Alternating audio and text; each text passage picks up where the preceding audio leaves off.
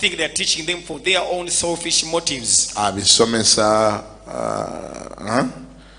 osobola okubivunula nga bw'oyagala. Probably they feel that you might interpret them way you wish. Nti abisomesa bimukolerwe. That they are teaching them to be happening to them. Atusomesa tugonde tumugondere. That they are teaching us obedience such that we can obey him. Paulo yagamba nti sikubanga nnoonya kirabo. Paul says not that I'm looking for reward from you. Si lwakuba nti nnoonya kwegasa. Not because I want to profit for myself. Naye bagamba nti naye lwakuba nnoonya ebibala ebyeyongera ku bulamu bwammwe. But he said I'm teaching you this such that you can increase the fruit upon your life. Kamaffe ebazibwe. Praise be to our Lord. Oyinza okutuulako. You may have your seat. Bino by'owulidde basomesa wano. Whatever you have heard being told here. Bino by'owulidde basomesa. Whatever you heard the teaching here.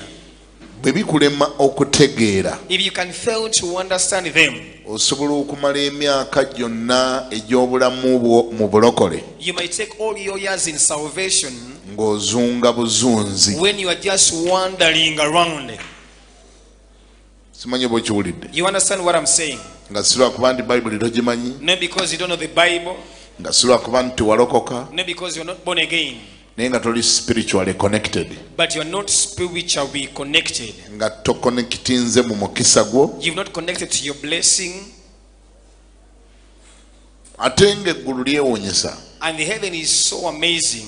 Eggulu teriri kukkaka n'omulundi n'ogumu okubeera mu order. The heaven shall never force you to be aligned. Wabula lijja kuwa chance. But it shall always give you a chance. Gwe wennyini otuuke ku level etegeera. Yourself to reach a level of understanding. Nti waliwo w'oteekeddwa okubeera. There is somewhere you should be. Waliwo ky'oteekeddwa okukola. There is something you should do.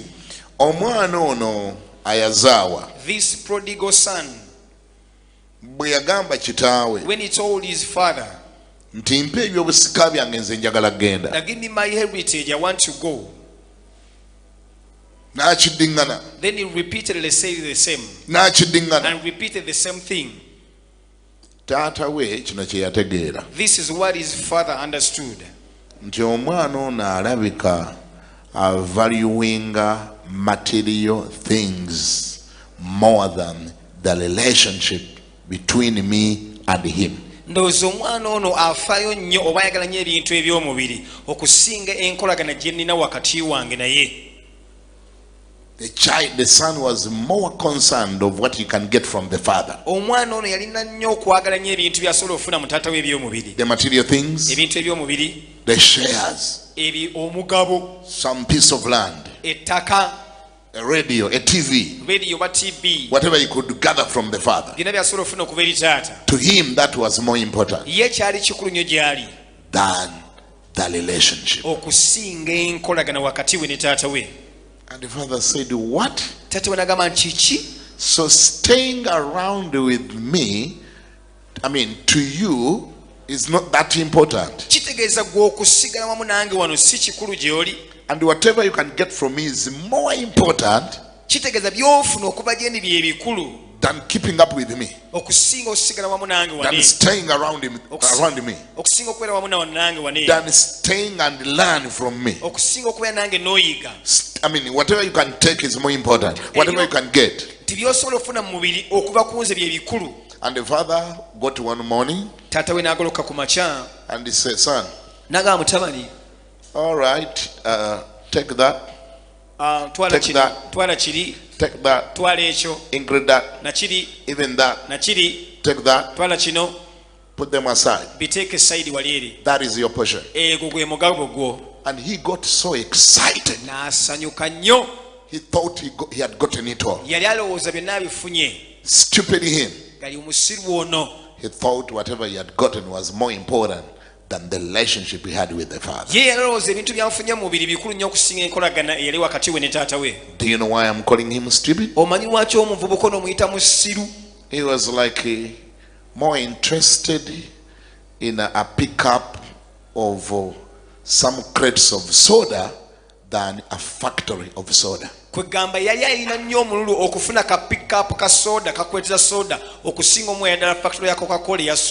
was running away with the pickup of soda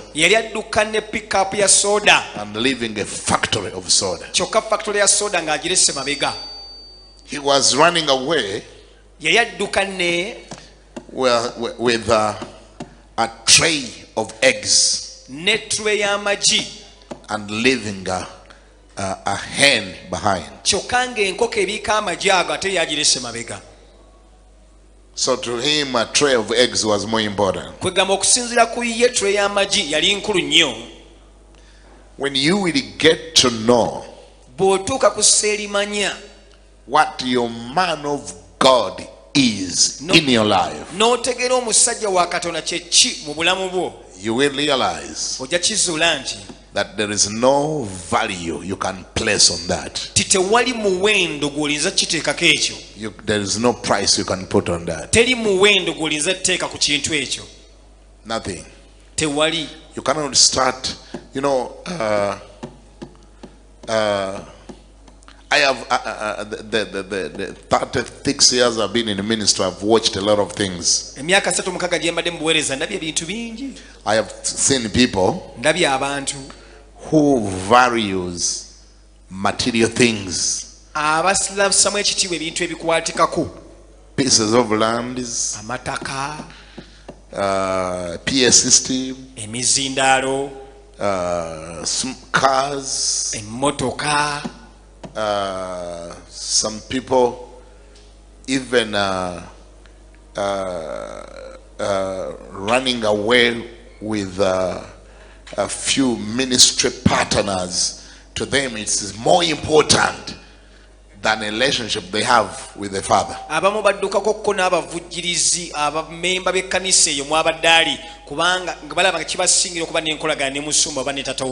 all what they need to do is to poison them a little bit.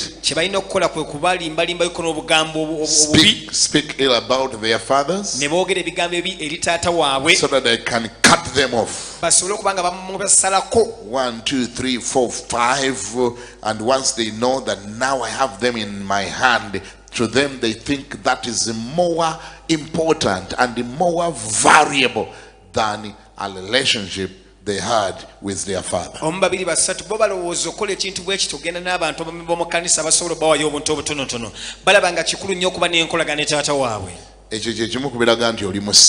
is one of the characteristics that you are very stupid and you are fool.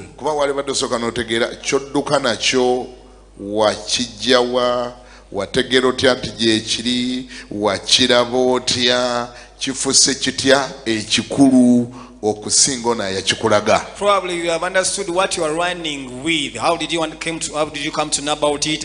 How did it become important more than this person that showed those very people or that very thing unto you?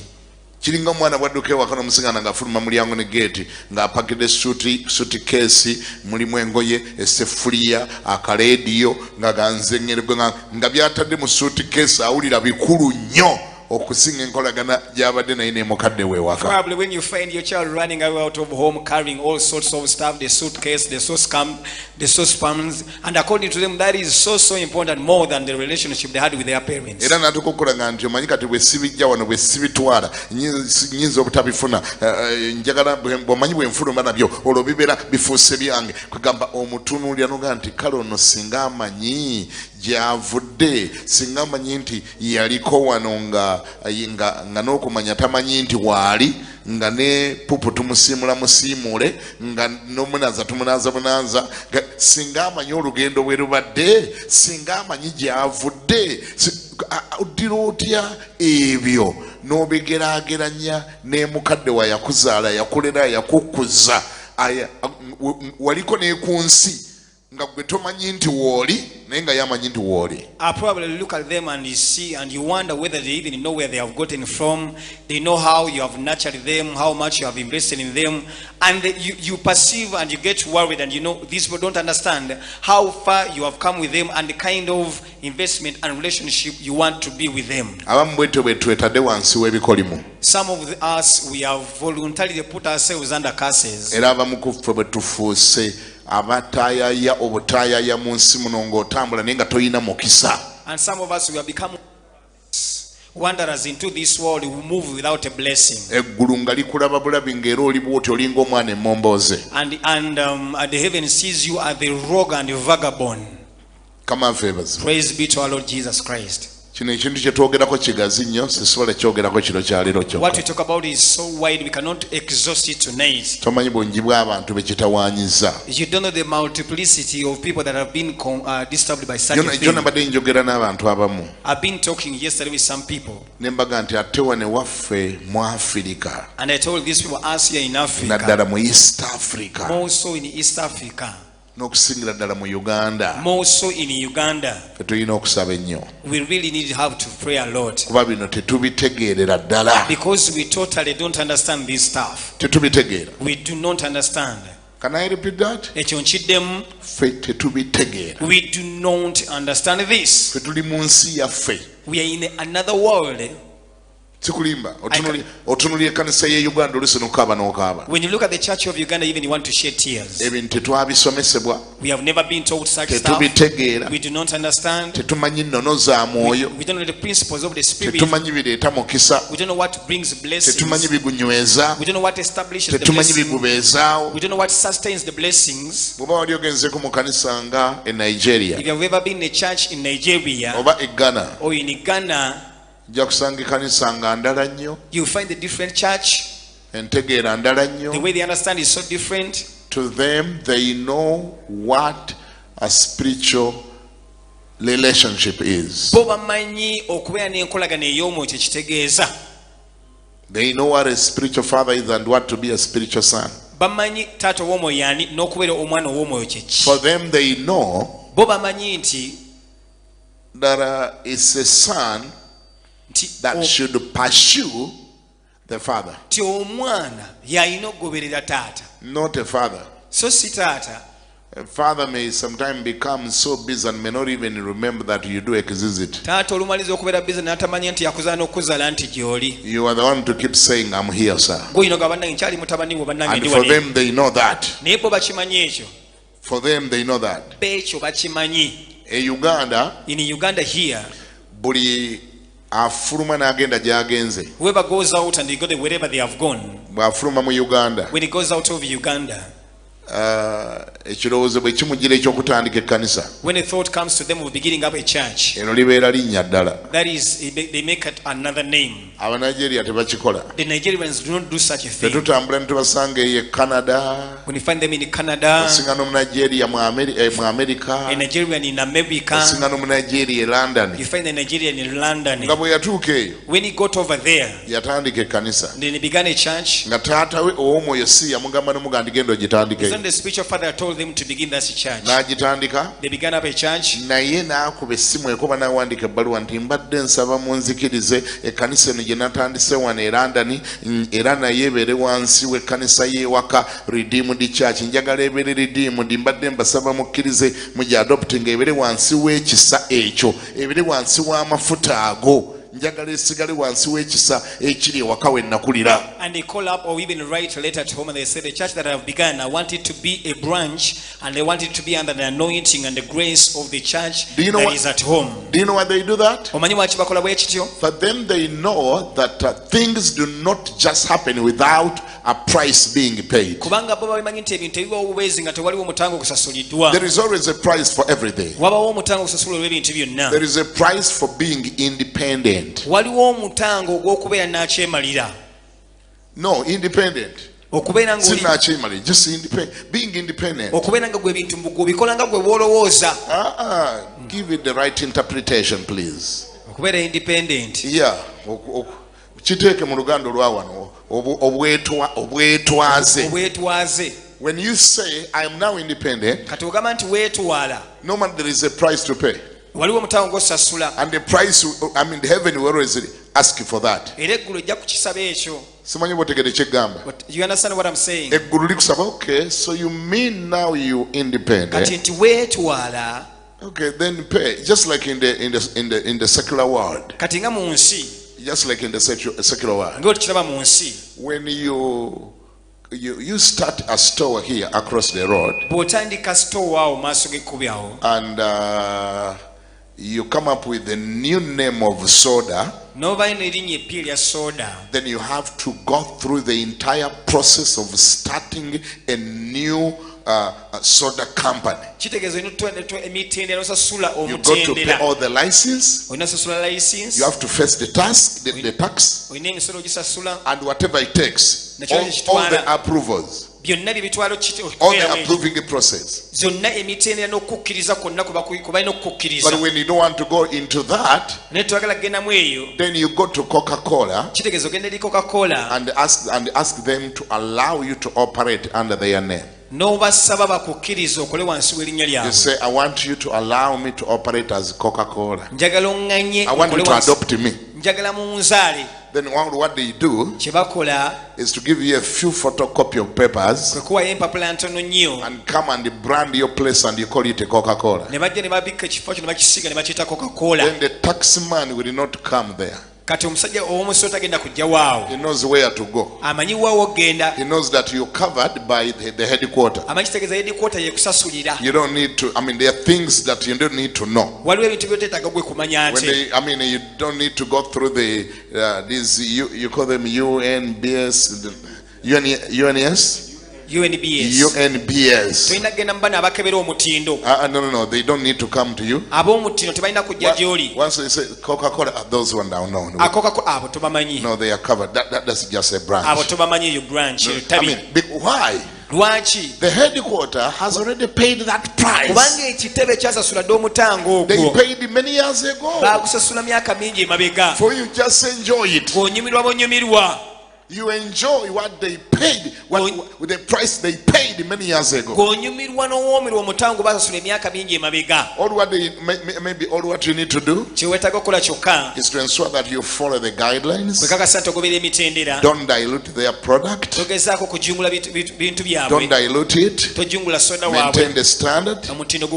If at all they allow you to manufacture it there, ensure that the standard remains like the other. Actually, I think in business they call it franchising. Now,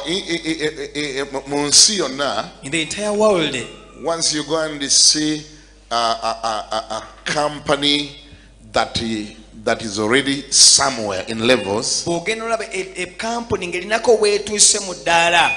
that is already successful, and you add him to work under them, you apply, you ask them to allow you. Sometimes you may need to pay in some money for them to allow you to operate under their name. I know a couple of companies here in Uganda who did that. They are actually owned by local people here, but they are operating under names that came from somewhere, a name that is already up there in the sky. I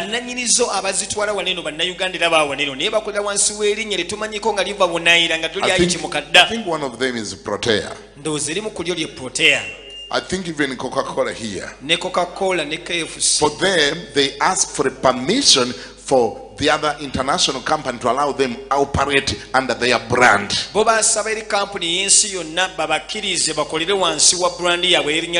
Can you imagine that these secular people know these secrets, but it is us who do not know these secrets?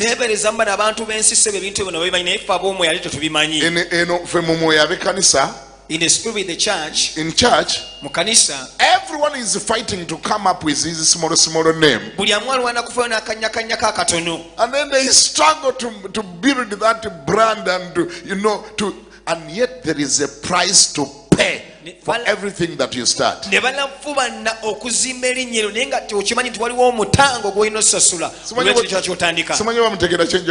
understand what I'm saying? These people that are secular, they know these principles. For them, they are the one to beg.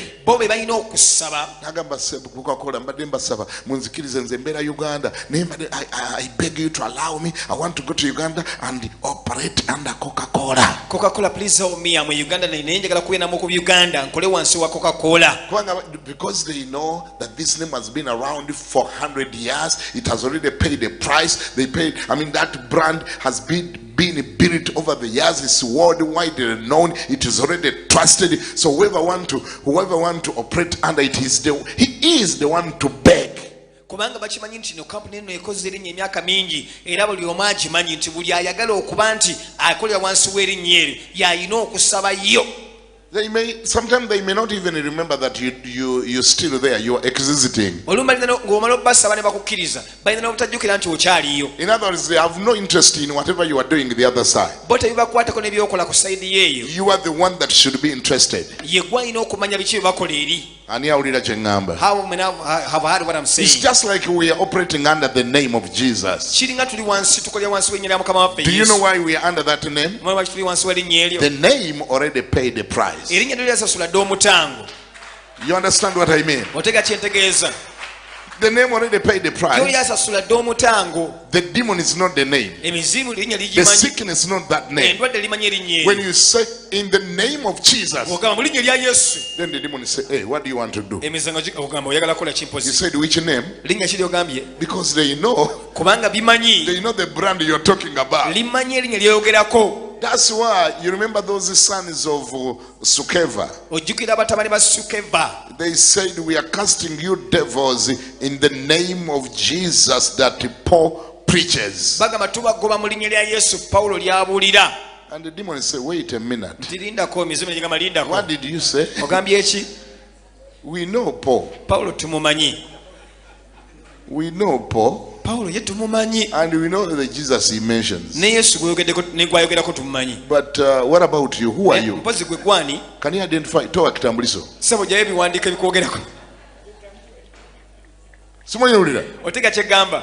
And the demons has to strong with them because they were impersonators.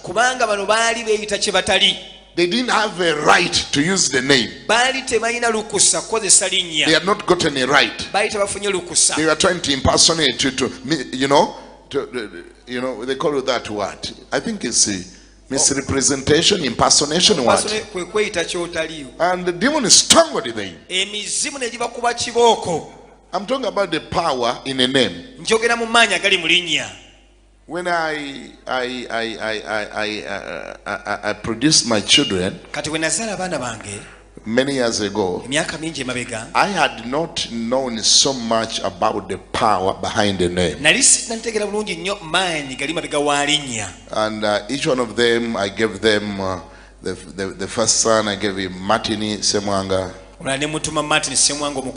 Beka Wamala, Filippo Chisachi, and everyone I gave them a name without attaching my name.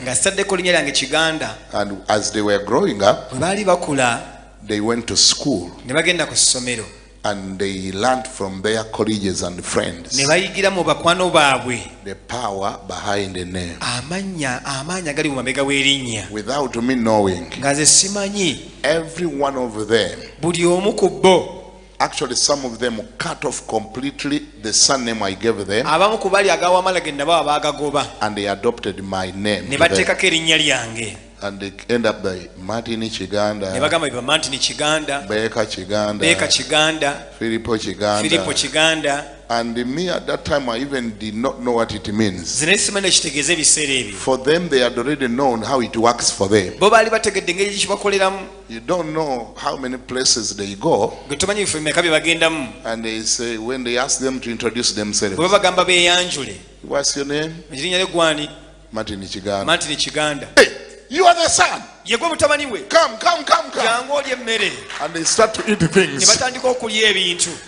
They eat things. I mean, they just say, Beka Kiganda. You Kiganda? Are you the son? You come.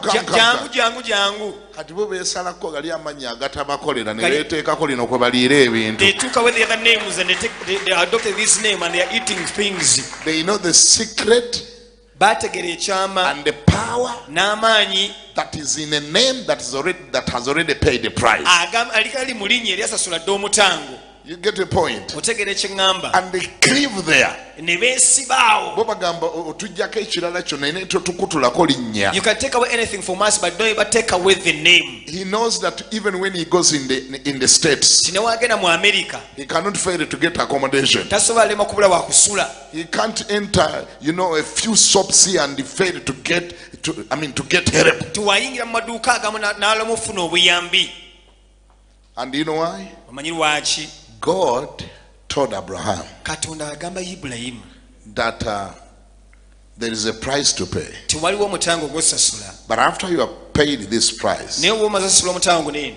I will make your name great. Ngenda fuula erinnya lyo ery'amaanyi. Okay? Okay? So there are names that becomes great. Kati waliwo amannya agafuuka ag'amaanyi. And once it becomes great, Kati bwe lifuuka ery'amaanyi, you are the one to pursue it. ye gw'alina okugoberera erinnya erifuuse You are the ery'amaanyi. one to relate with it. Gw'alina oddinoonya okolagane nalyo. You are the one to stuck with it. Gw'alina oddyesibako. Oba ntegera kye njogera? Do you understand what I'm saying? And that's what we don't understand here in Uganda. Ebyo mu Uganda bye tutategeera. Ugandan ministries are struggling. Bannange obuweereza bwa Uganda bulafubana. I have interacted with pastors. Nkolaganye I njogeddeko have met n'abasumba. with pastors Sinkanya abasumba. who are struggling Abalafubana. because, tebalina gye bava.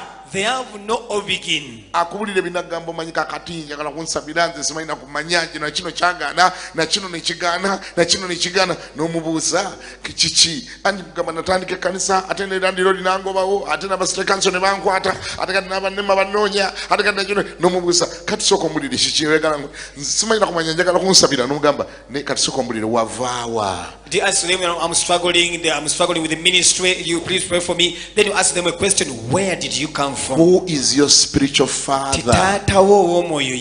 Where do you originate from? Some of the prices you're paying, you wouldn't be the one paying them. Somebody you would call your father would have paid some of the prices that we are paying today.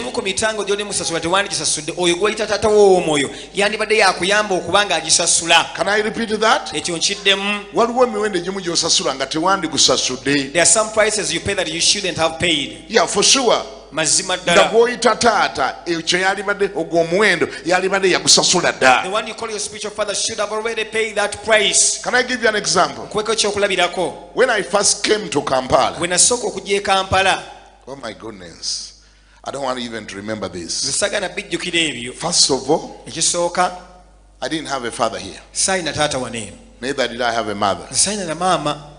My only sister was living with my uncle, which uncle had trusted her with a flat somewhere, and my uncle had, I think, had joined the politics, and he had gone into a bush with Kaida. Manyinaze yali abya ne uncle wange nga uncle wange yesigisa manyinaze kalineeyo kubanga agikuuma nga uncle waffe oyo yali agenze mu lutalo okulwana Kaira. Kaira was a gorilla. He had gone in the bush and my uncle had gone to join him. Kaira yali muyeekera uncle wange yali agenze mwegatta muyeekera. And that uncle had left a strict instruction that nobody should be allowed to stay there without his permission except my sister. Kati uncle wange yali sebiragire byekakali teri alina kusula mu kalineeyo kujjako nga mwadde olukusa. When I left Masaka, things were not easy. Kati when nave Masaka ebintu byali byangu. A neighbor who was actually a friend of mine has caused me problems. Kati mulirwana wange yali andetedde ebizibu. He was also living with another friend, and a friend went and stole a mattress. And when there was a search for this stolen mattress, then I was also living with another friend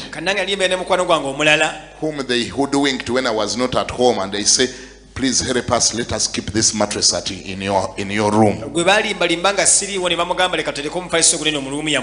when the authorities were searching for a storage mattress and they didn't find it at the original place, somebody had kind of gave them a hint and told them the mattress could be in Kiganda's house. And they landed on it. I was told when I was at my place of work in a market that the authorities are looking for you because the storage mattress has been found in your room. And then I called George, how did it happen? George told me, well, the other brother I live with is the one who has done that, but we are sorry about that. Then both of us, me and George, George was my neighbor, and he was living with another friend. So both of us, we were wanted now. We are wanted. And we spent 2 days hiding in a bush because we were wanted. Then I asked George, what is this hell that you have caused me now? By that time, the authorities whom you call LC today, by that time they were called Mayumba Kumi. Now we had one by the name of Munana. Munana was the chairman for Mayumba Kumi. His name was Munana, just like 8. He was a Muslim guy and also a butcher. The guy could beat thieves using a machete. He would use a machete to slap you. So we are told Munana is looking for you. I said, oh my goodness, I've never been in a prison before. Now Munana is looking for me. So we spend 2 days in a bush somewhere in a mountain. And we could send messages and ask the people that are the neighbors, how is it there? And they told us Munana has come here 8 times. He's looking for you. So we spend nights in a banana plantation. And finally I asked George. I'd never been in Kampala before. George had come to Kampala several times because he had his brother called Sewagude. Sewagude was in Obotezi army. And during then the army would access a lot of things because they would steal a lot of people's property from houses. I think it was between Rubiri and Kisenyi. He had, I think, a residence somewhere in Kisenyi, but also attached to Rubiri barracks. And whenever Sewagude would visit Kampala, he would come back with watches, radio cassette, things that would excite us, and we could be, you could some from Kampala. So you would get all these things from a brother who was in the army.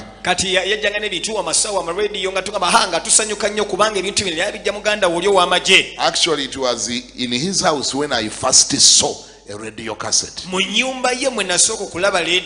came to Kampala and he came back to Masaka with the radio cassette, and we spent the whole night in his room because he would press a recording button and record us. We could talk and the thing would record us, and he would say, what is this now?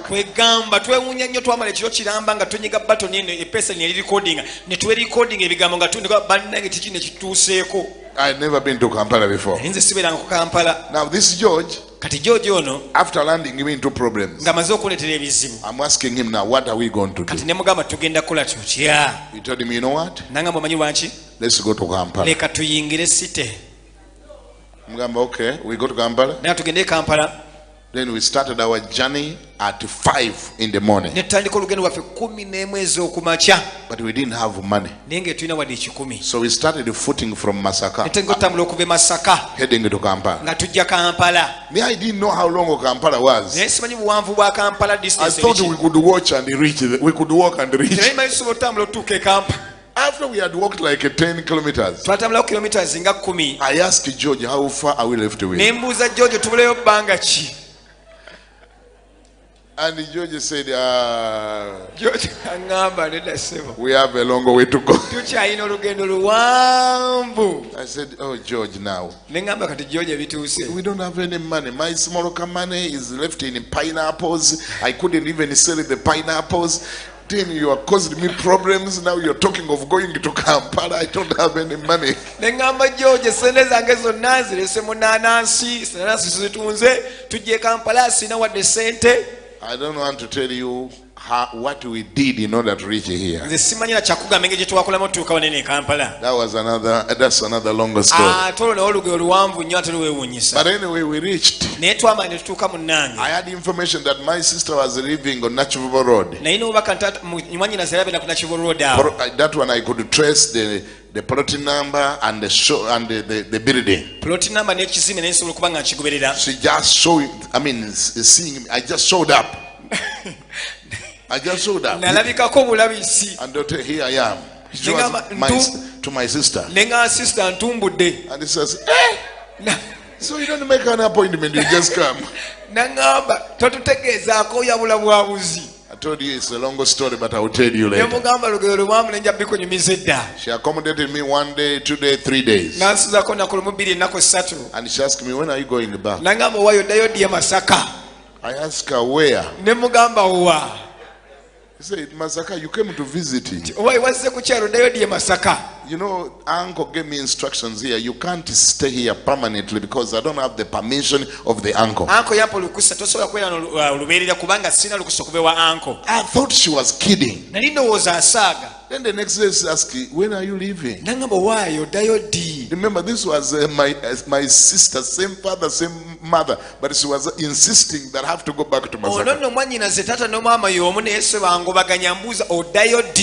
Later on, I realized that she was very serious about it. And I couldn't tell her the story that I left the other side. I told her, okay, I am going. I'm about to go. Tomorrow I am going. I was just kidding, and she, you know, she thought I'm very serious.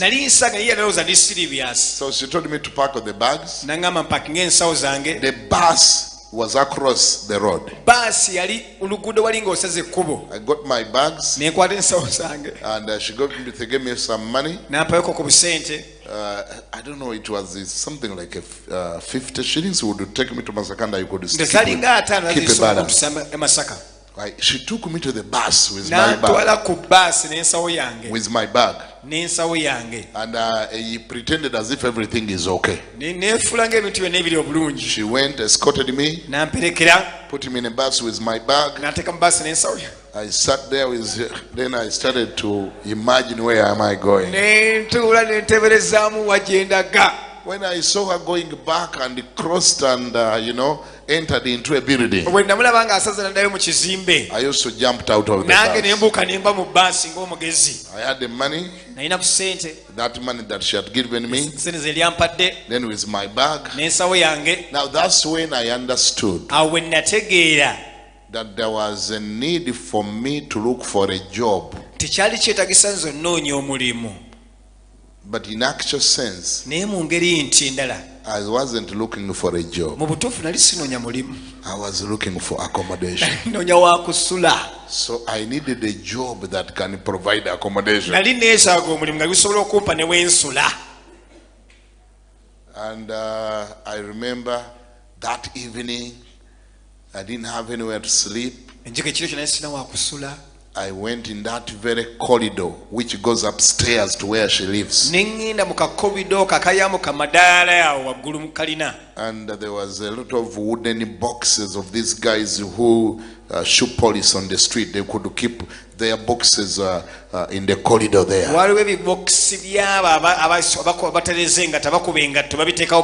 There was no light in the corridor. So I sat there, thinking that I can spend the night here. While I was sitting there, some people were going upstairs. They found me there at around midnight. one woman was passing and her legs knocked my legs. And then she said, "Who is this?" I say, "It is me, madam." Doing what here? Then she got a torch and light into me and she said, "You younger boy, what are you doing here?" And she said, "By the way, are you not the sister? Are you not the brother of Edith? This young man, I saw him upstairs here. What are you doing here?" I said, "Madam, my sister sent me back to Masaka and I didn't want to go back." So then what are you doing here? Then she went and called my sister. "You come and see your brother." You see. Then Edith came and looked at me. Kiganda, what are you doing here? Then I was speechless. I told her, "Well, it's a long story. You don't know why I'm here."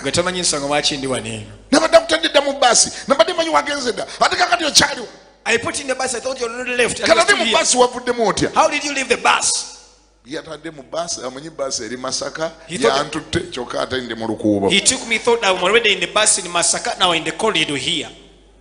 Then he said, "Come and sleep." Then I went upstairs. And but still I know things were not going to be easy. We are going to quarrel on every single day because the whole issue has to get me back to Masaka. So what I did, I woke up very early in the morning. I couldn't wait until she wakes up. I would wake up very early in the morning and go to look for a job. Where? I walked all the streets of Kampala. I went these streets. I didn't know the road, the names of the road. So I could just walk. Enter shop by shop. Guess what I'm asking?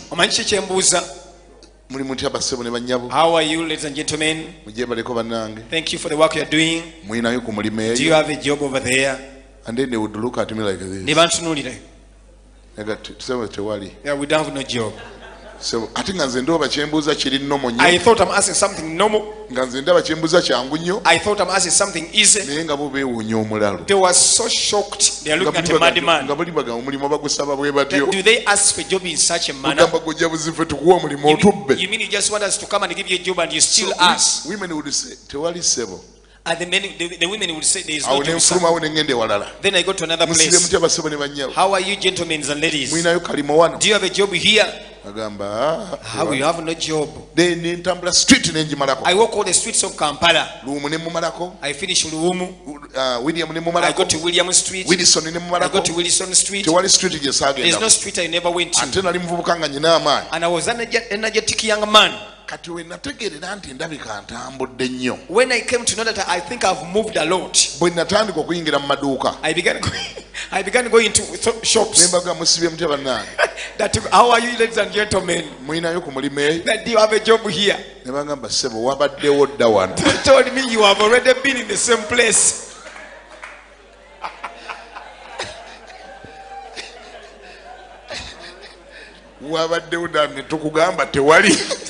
That you have already been here and we told you we don't have a job. I said, what? Kampala is so narrow. I've already exhausted it.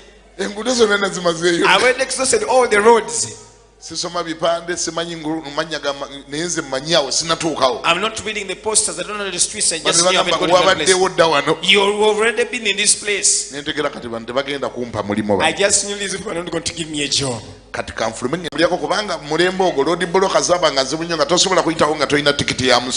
that time you could not pass by a roadblocks when you haven't paid your taxes. I had my ticket of the tax in the names of John Senyonga. When I was crossing the Baganda buses, then I landed into city council officers. They said, where is your tax payment? I told them the receipt. that give me your receipt for paying the tax. I told them, let me give you my ticket. That, what is your name? David Kiganda. David Kiganda. Then I brought out my receipt for paying the tax. I remember it is in the names of John Senyonga.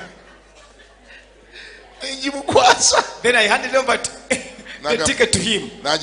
Then he said, you said, what is your name? Yes. Yeah, I started stammering. John Senyonga David Kiganda.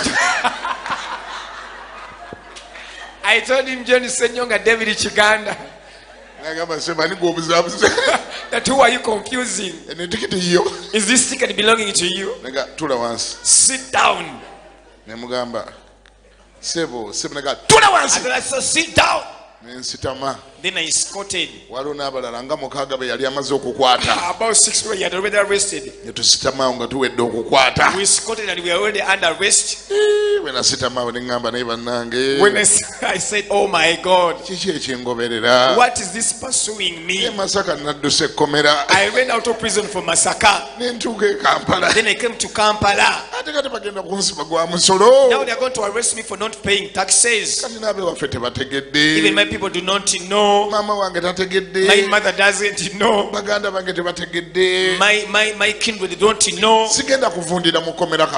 I going to rot in jail? Then I escorted. I saw the man arresting other people. When I saw when he was arresting other people, I jumped and ran. Then I left him with the ticket of my tax. To date, he has never returned it to me. I have never seen him once again. I knew the city center is very dangerous. I went to Chiwunya. I met people that we are making local brew. I began looking for the job from the outskirts of Kampala. Then my sister, I saw that she would be hard. I looked for a cousin sister. They told me where she resides. She was residing in Kisenyi over there. Then I went there. I introduced myself to her. Sister Sophie Wawa, Sophie Manyi, Sophie Koyaliada. You know Sophie, the one that Sophie follows. She used to be called Maida. She allowed me to stay at her place.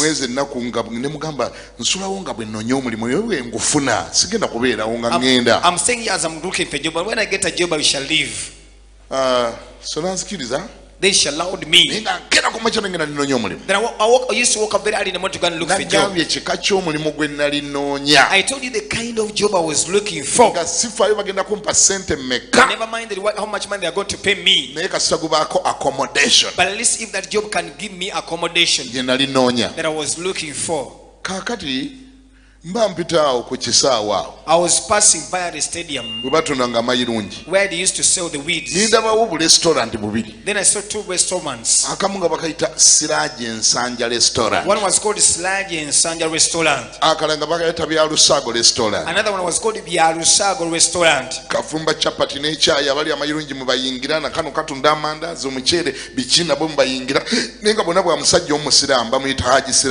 The other one were making all chapats and other weeds they were selling, but they were owned by one man called Sludge and Sanja.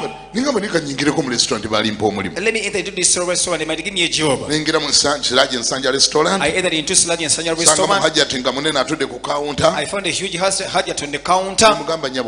I said, Madam, how are you? Can you give me a job, please, here? Say the job. Where are you coming from? MASAKA.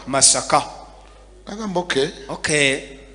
Go and inquire from Hajj. He needs a job. He needs workers, probably. You go to the next restaurant. I found the Hajj making some good chapatis. Hajj, can you give me a job, please? Okay. Where are you coming from, MASAKA? Do you have identification documents? I said I don't have identification, but I'm not a thief. N'agamba kale ngenda kuwa omulimu. Say, I'm going to give you a job. Ne mugamba sebo ne yanziza. I said, sir, thank you. Nambuza oyina ebyokweyalira. Do you have beddings? Ne mugamba ebyo sirina. Those ones I don't have. N'agamba okingenda kuwa omulimu. I'm going to give you a job. Omwezi ngenda kuwa siringi 3,000. I'll give you 3,000 shillings a month. Ne mugamba tewali buzibu I said, no tutandike. problem, let us begin. 3,000. 3,000. Ze natandikirako e Kampala. I began with 3,000 in Kampala. Haji nampa omulimu. Haji gave me a job. Ne nsanyuka. I was so happy. Nali manya ngamba. I thought he was telling me. Nti ntandikiddewo. Then I'm beginning right away. Kanaku z'omwezi zaali nga 17. It was about the 17th. Haji n'angamba. Haji told me. Nti naye ojja kutandika omwezi nga gutandika. You begin at the beginning of next month. Ate wulira byaleeta. I said, you see what Haji is bringing. Njagala muntu ampa ne ntandikirawo. I want somebody to give me a job that I'm beginning right Sirina away. wa kusula. I have no place where to sleep. Naye ngamba kasita ngufunye. At least I've gotten a job.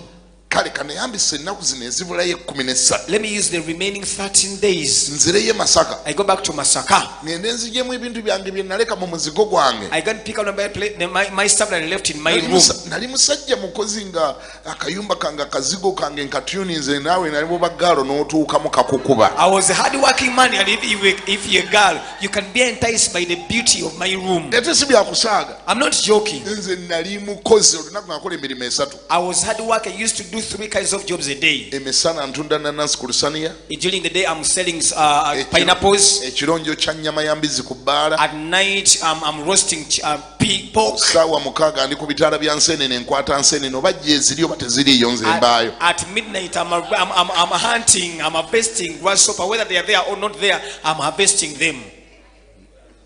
Nali mukozi. I was a really hard-working young man. Bw'ogituukamu osangamu entebe. And when you reach my room, you find there sofa sets. N'ebitanda ekitanda ekisimbe. And a built up. N'entebe ezifaanana obulungi. And some good seats. Omulembe ogwo tombuza bya TV. That generation don't ask me about TVs. Mwe abavubuka b'ennaku zino oteekawo TV mu buggaalo osobole okubukuba. Ffe twagulanga magazini za kichina nga gy'otimba wawulina n'otimba. Gaalo bw'ajja n'alaba bulabi ebifaananyi by'ekichina bya kungufu n'agamba yaya ono mwana amanyi okutimba. We never had TVs, but we used to get magazines of the Chinese pictures. When a girl enters, he sees the beauty of the Chinese and they really fall for you. That was a powerful TV replacement. Salongo, you remember? Magazine ezira chairman Mao Setunga. Ate byabanga byafulukala. Timbe nyumba yonna bwetyo omuntu atuka n'asamala. Waamalira bw'atyo okwetegereza buli kifaananyi ekiri awo. You buy the magazines with the beautiful lady, beautiful pictures. By the time they're looking at all the pictures in the magazines, they will have accepted that this guy really is a guy that has got some good work. I had to go and pick up my things and take them to the village. Then I returned back to Kampala. I began my job of a restaurant. We used to wake up very early in the morning at 4 a.m. Then we place very big kettles of tea. Then we put some big saucepans of pilau. Then we begin cooking the pilau. Then that powdered milk, you're the one mixing it. Then we serve it to the restaurant.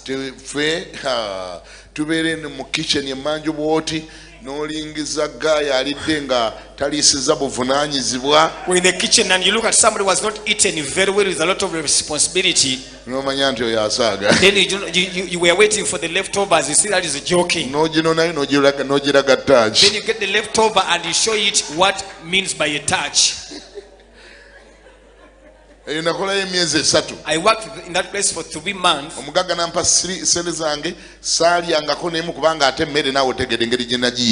rich man gave me the money. I never consumed the end of my money because you know how I was getting my free food. I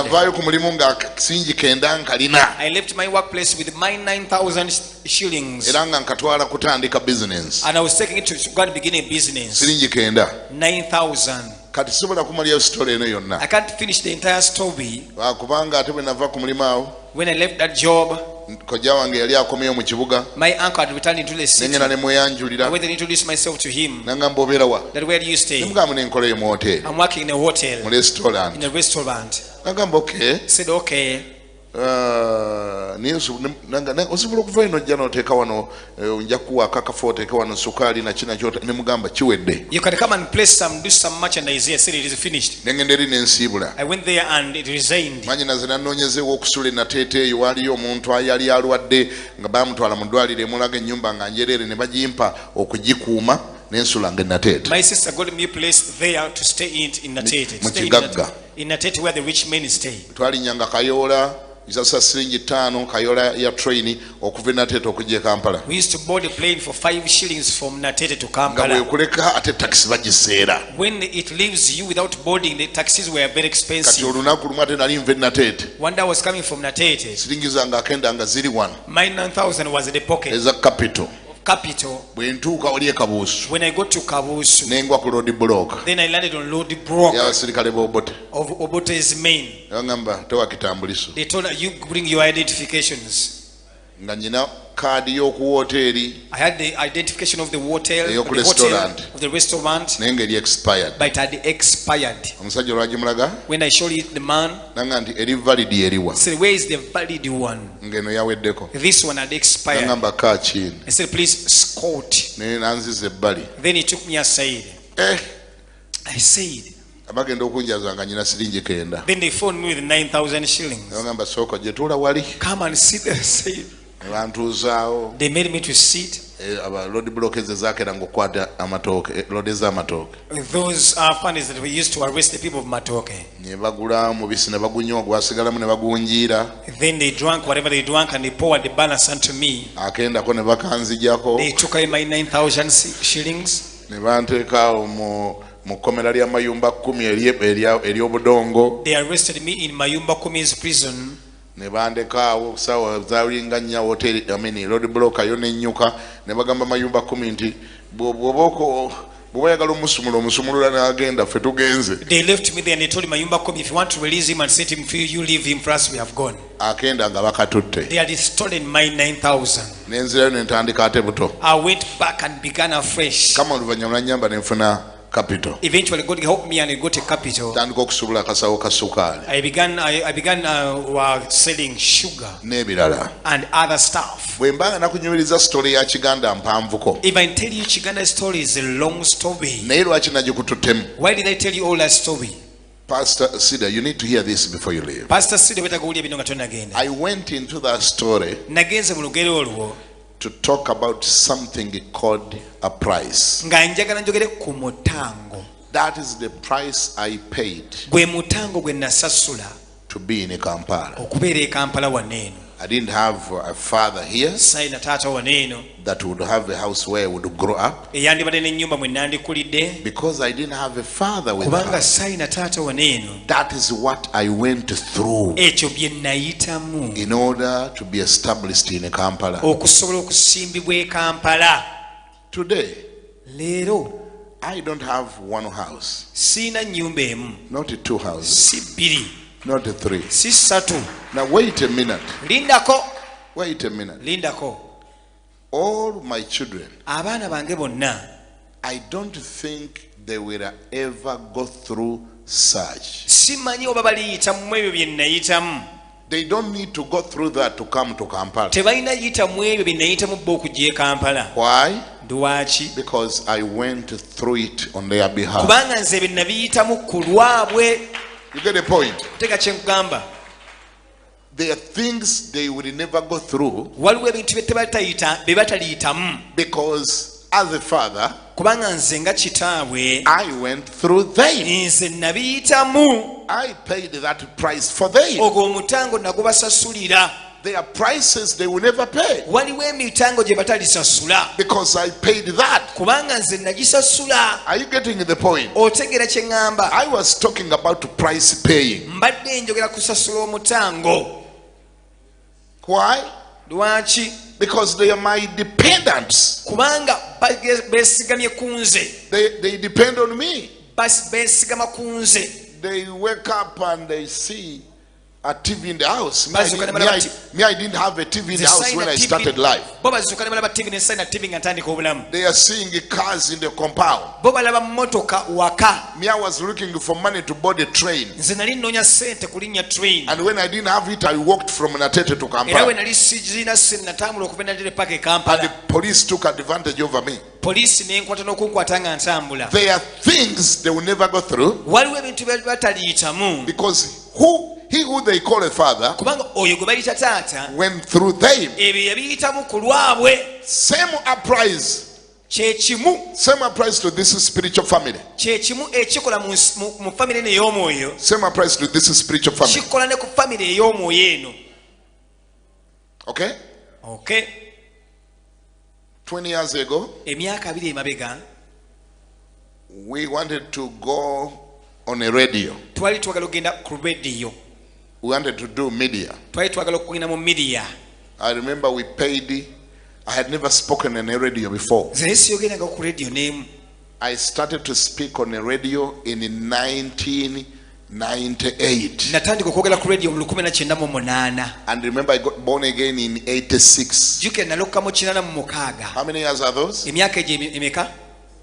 How many years? How many years? Wanji? How many years before you could speak on a radio? 86, 99. 99, that's when I spoke on a radio. How many years those? Those are how many years? 13 years. If I'm not mistaken, 13 years. I was born again for 13 years, but never spoke on a radio. Today,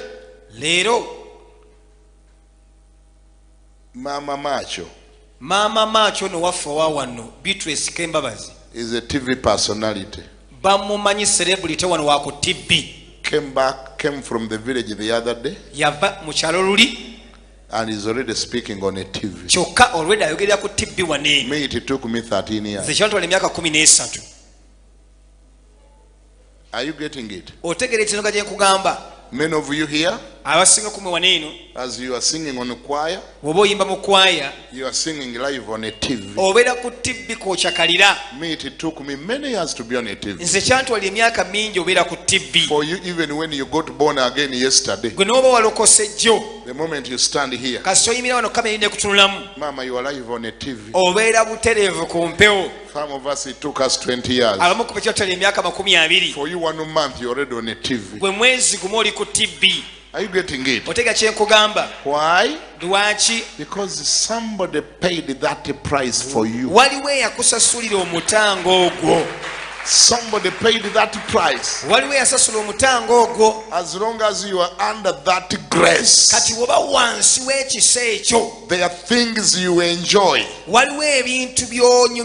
without paying for them because another person did. We spent 10 years in ministry. When we are drumming, these local drummings,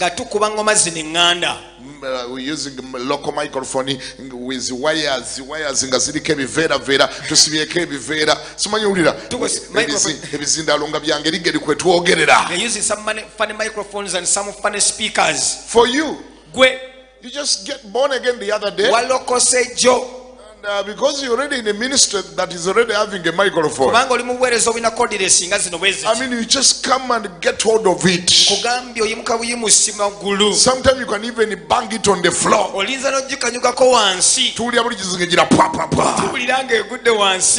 It costs $500. For you, never mind, because you find it already bought. It's already here. Does someone understand what I'm saying? We are talking about price paying. Praise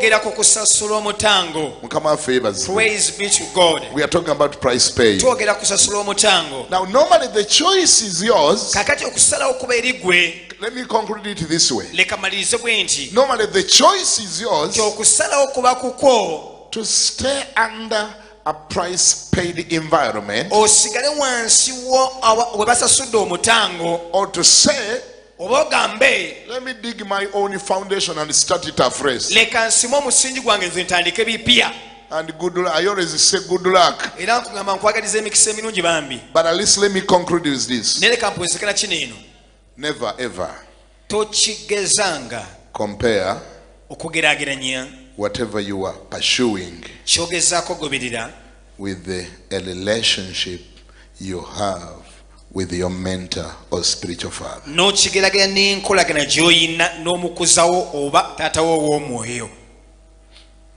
One day Pastor Sida put it right.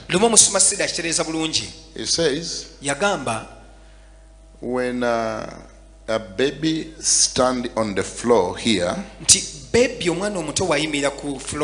he can only see as far as his or her height. But when that baby stands on the shoulder of his father, let me use you because you are the tallest here. When a 3 years baby stands on the ground, he will see as far as his height. But when that baby is his baby and stands here, then he is this tall plus his own height.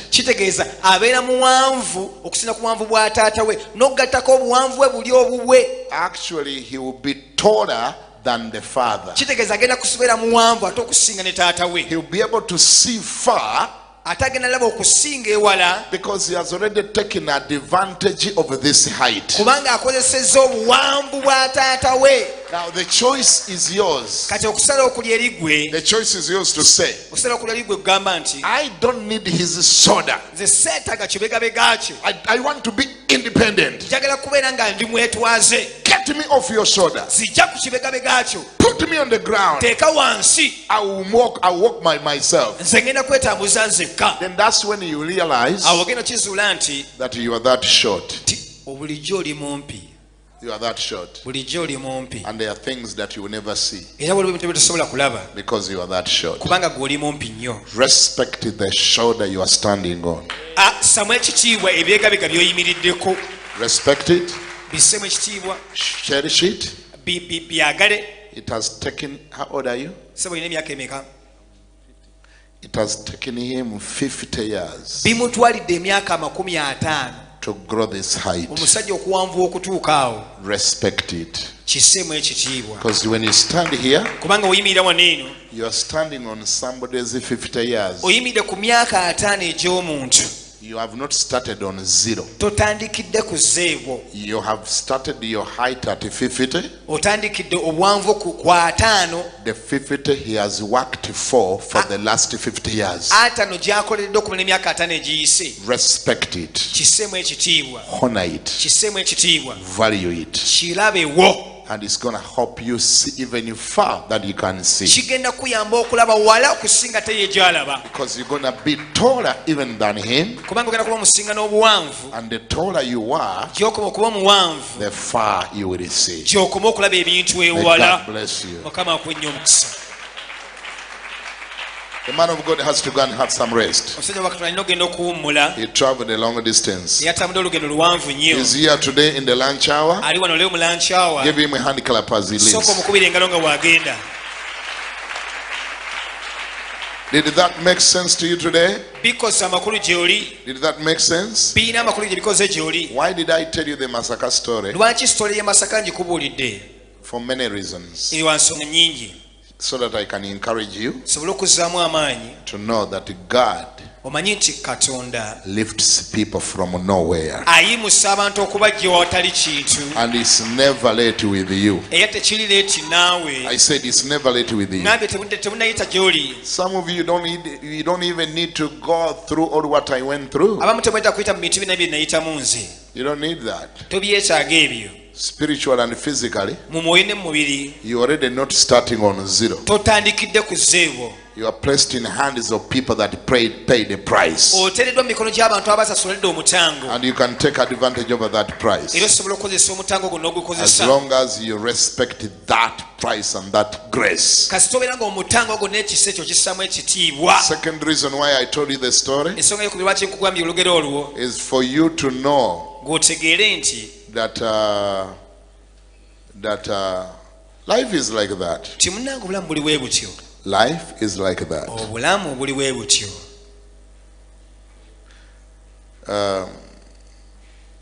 The good example I gave you,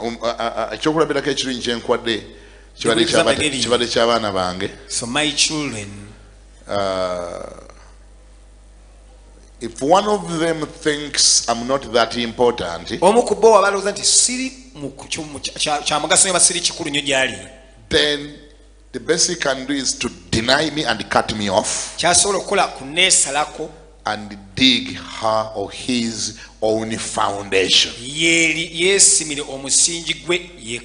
And then he gets to know the price that is involved.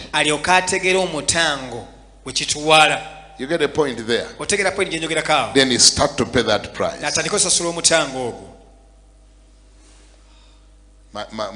My son Philippo, the day he got married, he rented a house.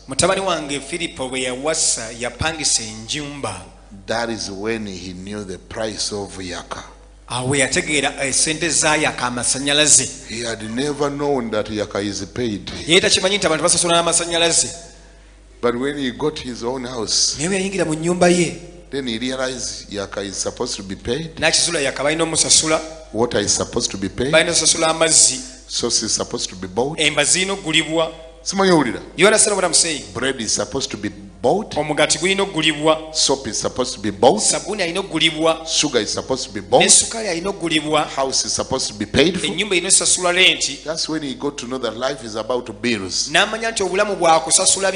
Because he has now started to live independent. Did he, whatever I say today, did it make any sense today? Value the grace that has sustained you.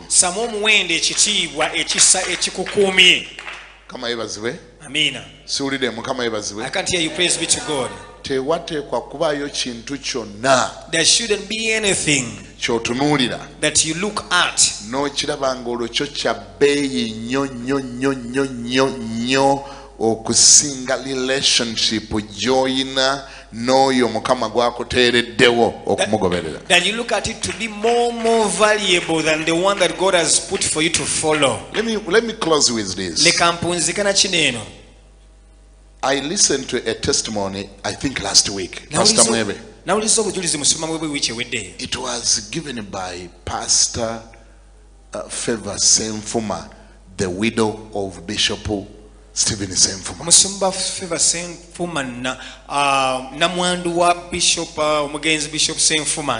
I think she was doing a program like Lugendo Lwange. And she said something that provoked my understanding. She said when the late Bishop Senfuma was dating her, and he was a unique man, doing things in his unique way, very unusual. First of all, the younger girl was attending that church, and the bishop, I think by then was a pastor. The pastor spotted her. Through other people, they told him about the girl. Then the bishop spotted her, and the pastor got her contact number, and the pastor one day driven somewhere and parked somewhere, and he called her. The girl already had the pastor's number in the phone, because one time she had contacted him for prayer. So when the pastor called, the girl was able to know that, hey, this is the pastor calling me.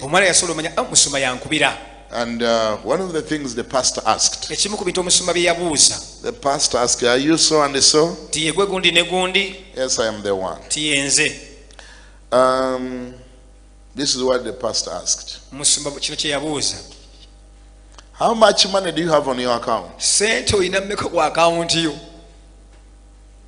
The girl said, I mentioned the amount of money. Omwana n'ayogera sente ze yali alina. She had worked, and gotten some money. Yali akoze nga nayo ku busente bw'akoze, Some money, some fair amount of money. yali nayo ku busente, But it was in the account. naye bw'ali ku akawunti. So the girl mentioned all the money she had on the account. Omwana n'ayogera sente zonna ze yali alina ku akawunti. And the pastor said, Musoma n'agamba nti, can you bring me all that money here? sente zonna osobola ozindeetera wano eno, Can you give it up? zonna osobola ozimpa? And the girl said, yes, I can. Omwana agamba, Musoma nsobola. When can you bring it to me? Ozireeta ddi? And the girl mentioned a day and a time. Omwana ayogera essaawa ne lunaku. The pastor driven and packed somewhere Omusoma n'avuga n'abakuwa paakinga, on the appointed time. ebiseera bye baalagaana. And the girl went and withdrew all the money. Omwana sente zonna n'azireeta. And they met Ne basinkana, and sat into the pastor's car. ne batuula mu mmotoka y'omusumba. And the girl got the money in the envelope Omwana akwata sente zaali mu baasa, and gave it to the pastor. n'aziwa omusumba. And the pastor looked at the money Omusumba n'atunuulira sente, and asked her a few questions. n'amubuuza ebibuuzo bitonotono. And after a few minutes, Waayita eddakiika ntono, he said, well, n'agamba, okay, I don't need your money, seetaaga sente zo, but God told me to marry you. Go and pray about it. Mukama yaŋŋambye nkuwase, genda okisabire. You go and pray about it. Take your money back. Twala sente zo, genda okisabire ekyo. The girl left a little bit confused. Omwana avaawo ebintu bimutabudde, But of course, confused after confusion. naye ng'amaze kutabulwa, ng'amaze kutabulwa. Now that beat, touched me so much. Kale kyankutteko nnyo. That's how she got her marriage. Bw'ati bwe yafuna obufumbo. Later on, they built a relationship and finally, they got married. Ne bazimu enkolagana, mukimanyi munyo bamala ne bafumbirwagana. Nalowooza ku kintu ekyo ne ngamba, what? I thought about it and I said, what? So what was the pastor trying to find out? Kati omusumba yagezaako kunoonya ki? What was the pastor trying to see? Omusumba yalagezaako kufuna ki? I'm not saying it nebyo bigenda kubeera bwe bityo. Sigambye nawe wote bw'ogenda okukwana omuwala. And I'm not telling all boys to do that. Nze sinagambako nti buli muwala agende ng'akwana, buli mulenzi agende ng'akwana bw'ati. This was a unique revelation of one particular individual. Eno yali ngeri omuntu omu Mukama gwe yabikkulira okukola ekintu bwe kityo. Naye ono kiki yali agezesa? But what was this one trying to test? Yali agezaako kulaba. Was trying to see. What is so important in your life? Ekintu ki ekikulu nnyo mu bulamu bwo? Sente z'olina nkulu nnyo nnyo nnyo nnyo. Is the money you have so really, really important? Nkulu nnyo. Are you so much money-minded?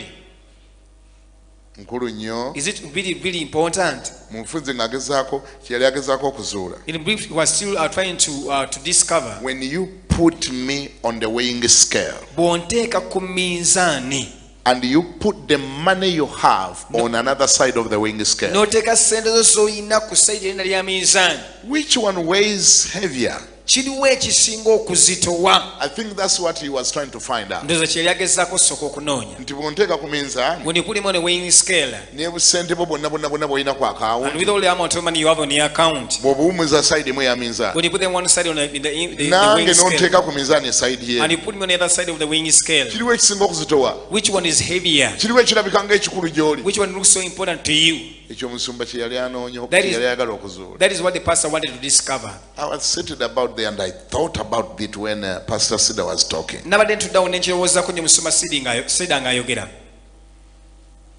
Think about that. Kirowoozeeko ekyo. All the money she had, Sente zonna ze yalina. oli yamugamba zonna zireetewa, That bring all the money that you have. naye ng'akebera mutima gwe. But he was trying to check her heart. Kifaanagana nga ne Yesu kye yagamba omusajja omugagga, It's like what Jesus told the other rich man. genda otunde byonna byonna byonna by'olina ojje wano ongoberere. Go and sell whatever you have and come and follow me. Omusajja n'agamba ekiki? And the man said, what? Ekiki? What? Ekiki? What? Obulokole bunnemye. I have failed in salvation. Obwo obulokole bugaanye. I have failed in doing that salvation. Yadduka n'ekiwagu He ran away with a cluster. n'asubwa enkota. Then he failed to get a bunch. Wangi? Yadduka naki? He ran away with what? Tulabyeko abaweereza. We have seen ministers, abagonvu, the obedient, era nga banyumira okusigala nga bali loyal, and they want to remain loyal, era nga basigadde bagonvu, and remain obedient. era nga basigadde bassamu ekitiibwa amafuta agatuliko, They honor the anointing upon our lives okutuusa to the extent ekkanisa when the church yegenda okugula kapoloti weeri, is about to buy the plot where they oli n'akukwata and somebody gets you, n'akuteeka ku minzaani, he puts you on the weighing scale. sayidi eno n'ateekayo kapoloti k'ekkanisa, He puts the plot of the land of the church, sayidi eno n'ateekawo spiritual father we, and this side he puts the spiritual father. agenda okulaba nga kapoloti k'ekkanisa kazitowa nnyo He sees this, the plot of the church is so heavy, okusinga spiritual father amumentalinze emyaka 25. heavier than the spiritual father that has mentored them 25 years. N'agamba wano omugezi, Say the wise man here. ono omusajja sikulwanga lumu alinzibako kapoloti kano, This man one day will take away this plot of land. wano omugezi, The wise man here. buno obuweereza abwekutulako, Somebody breaks loose out of this ministry n'ekyo ekisa n'akyekutulako, and even runs away from that wano grace. omugezi afuuka independent, The wise man becomes independent. Here, let me go. n'akutukako Then he breaks kuba off. ku minzaani bw'ataddeyo Because when he put on the weighing scale, alabye ng'ate kano kapoloti he saw this plot of land. kazitowa nnyo It's so heavy. okusinga ekisa ekimuleze. More than the grace that has nurtured them. He rather rules. He rather rules the grace that has raised him. At least afiirwa ekisa ekimukuzizza. And all the benefit that has been coming with it. N'ebintu byonna byebadde bivaamu. And he goes the kapoloti. N'agenda ne kapoloti kaneeno. Banga awulira, He feels, I thought about to favor Senfuma here. Nendowooza ku favor Senfuma waneeno. Nengamba, what a great test the woman faced. Nengamba ng'omukazi yayita mu kuyisibwa okw'amaanyi. Oli yali angambuuza, between your man on the account and me, who is more important? As he was asking, wakati wa ssente ziri ku account yo nange ki ekisinga obukulu? And the woman passed a test. Omukyala test yagiyita. And amazingly, the man had not even promised her that, she had no idea what is it all about. Kati omukyala nti yayita manyi biki omuwami ono byagenderera. But she was put on a test. Naye yateekebwa ku kigezo. Mukama akuyambe. May God help you. Kubanga ebigezo bya Katonda bigenda kusigala nga bijja gy'oli mu ngeri yonna. The tests of God are going to come to you in various I ways. believe one test came to Abraham. Nzikiriza ekigere kimu kyajja eri Ibrahim. When God looked at him with only one son. Katonda bwe yamulaba ng'alina omwana omu yekka. Only one son. Ng'alina omwana omu. Only one. Omu yekka. Abraham had only one. Abraham yalina omu yekka. So variable. Nga wa muwendo nnyo gy'ali. Wasibiddeko olukoba. That is where he had put all his Waalina energy. yekka. The only one that he had. And God said, Katonda n'agamba, give me that son. omwana oyo mumpe. Give me the only son you have. Omwana yekka gw'alina mumpe. What a great test. Nga kyali kigezo ky'amaanyi. And Abraham looked at the son. Abraham n'atunuulira omwana. The only son he had. Omwana yekka gwe yalina. And then he looked at the relationship he had with God. N'atunuulira enkolagana gy'alina ne Katonda. He put the two at a test. At a weighing scale. Byonna n'abiteeka ku minzaani. And he realized N'akizuula nti his relationship with God ti enkolagana ye ne Katonda was so important yali nkulu nnyo than the achievement of a son.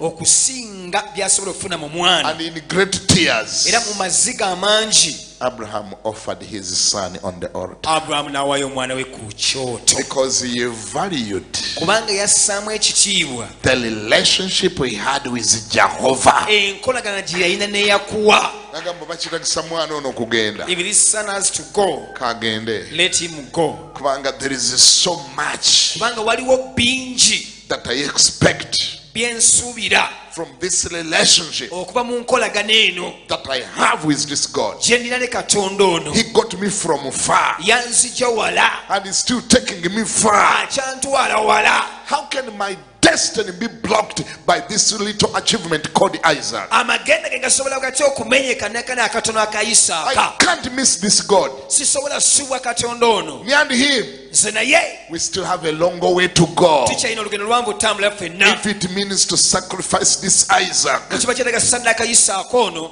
Isaac, Isaaka, I'm sorry, my son, Isaaka nsonyiwa, but you're gonna be a sacrifice ogenda kuba ssaddaaka because I've been put on a test kubanga nteekeddwa ku kigezo to choose okulondawo between between you and God. I can't choose you because it was God who gave me to you. It was God who gave you to me. I can't compare you to God. My son, bye-bye. I have no choice. I have to keep this God. May God help you. When you are under a test, that you may overcome that test. Would you please come over here? Come over, sir. When you get a microphone, then you let us into prayer. From whatever we were had. From whatever we were had. Everybody stand up on your feet. Begin to speak with your God yourself. I know you have already had a lot. You have had a lot. Begin to speak with God. But this is how you should pray. Lord, help me always. Help me always.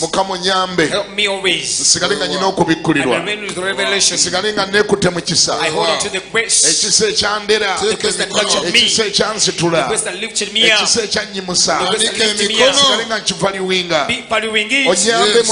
Help me, Lord. Help me, Jesus. I may not step where it's hard. Amen. Speak to God this minute. Speak with your Lord.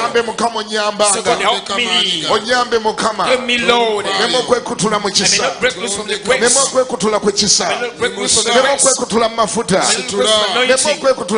I may not break I may not be an orphan.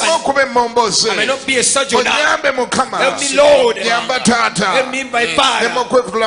Not from the grace. Help me, Jesus. I may not lose it. I may not be a sojourner. Help me, Lord. Help me, Lord. Teach me your ways. Teach me your ways. You may be precious to me.